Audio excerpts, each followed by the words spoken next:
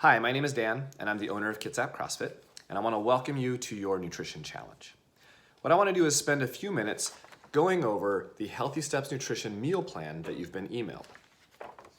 Now, if you've had a chance to look at the meal plan, the first thing that probably struck you is that it is an exceptionally detailed meal plan. Every single day and every single meal and snack is outlined for you. Now, you'd be really well served if you followed this meal plan to the letter, ate every meal and every snack just the way it's laid out. Honestly, most people don't do that. And what I want to do is spend some time talking to you about how you can navigate this meal plan and make it work for you. Okay, now one thing I want to point out is you'll notice that the quantities are given in a range. So if you look at Monday, it says 2/3 to 1 cup of pumpkin steel-cut oats. So you might be looking at that and asking yourself, well, do I have 2/3 of a cup or do I have 1 full cup? How do you decide? Well, that decision is going to be based on a few things. One, what's your body composition? What is your goal? Are you looking to lose weight? If you need to lose weight, or if you're looking to lose weight, then you're going to take the smaller portion, okay? If you are less active, take the smaller portion. If you're someone who's really active, you exercise a lot, and you have a body composition that you're relatively happy with, then you can go ahead and eat the larger portion. What I would recommend for most is start with the smaller portion, expect that you're gonna be hungry for a few days, and just see how your body adapts to it, okay? If you find after a few days that you're doing okay, then you can stay with that smaller portion.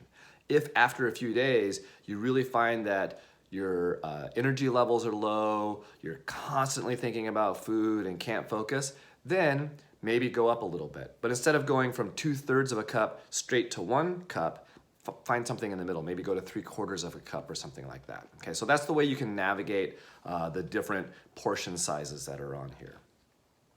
Now, the other thing you might notice is that maybe there's some foods on here that you don't eat or that you don't particularly like. So I want you to know that we're not saying that you have to eat these things, and without eating these things, you won't have success on the program. So, for example, you'll notice that there's a lot of quinoa on this meal plan.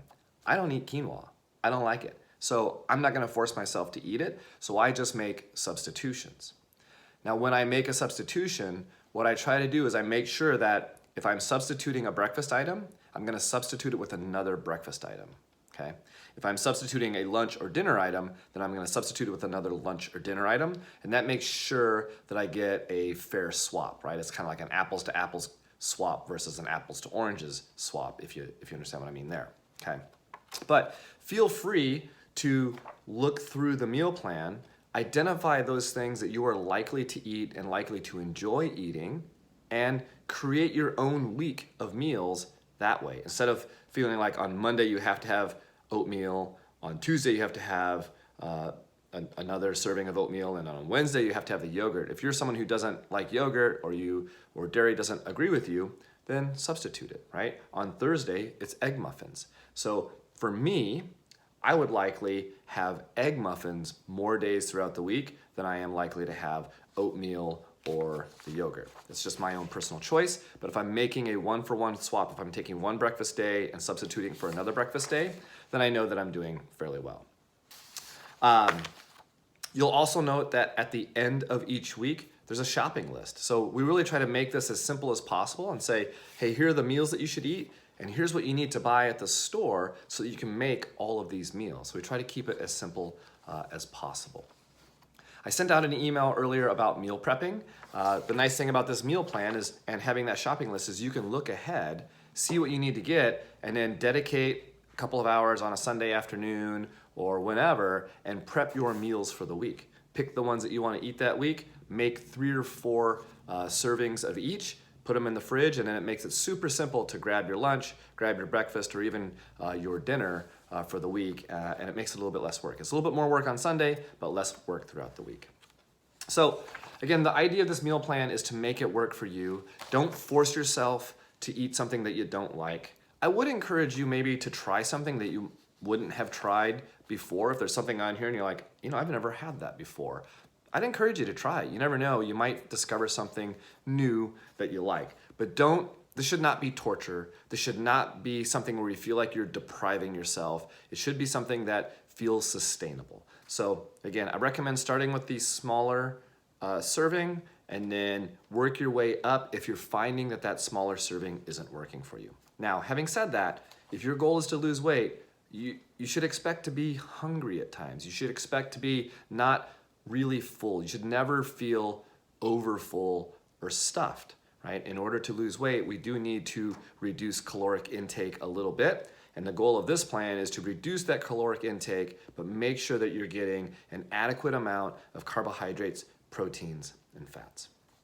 If you have any questions about your meal plan, we encourage you to email us or use the Healthy Steps Nutrition app. You can message us directly or on the group chat. And you might find that one of your coworkers or friends has an answer for you that before we even get a chance to answer you. So that camaraderie that gets built through that message board is really, really important, and we encourage you to use it. So again, if you have any questions, feel free to hit us up. We look forward to seeing how you all do on the challenge, and we thank you.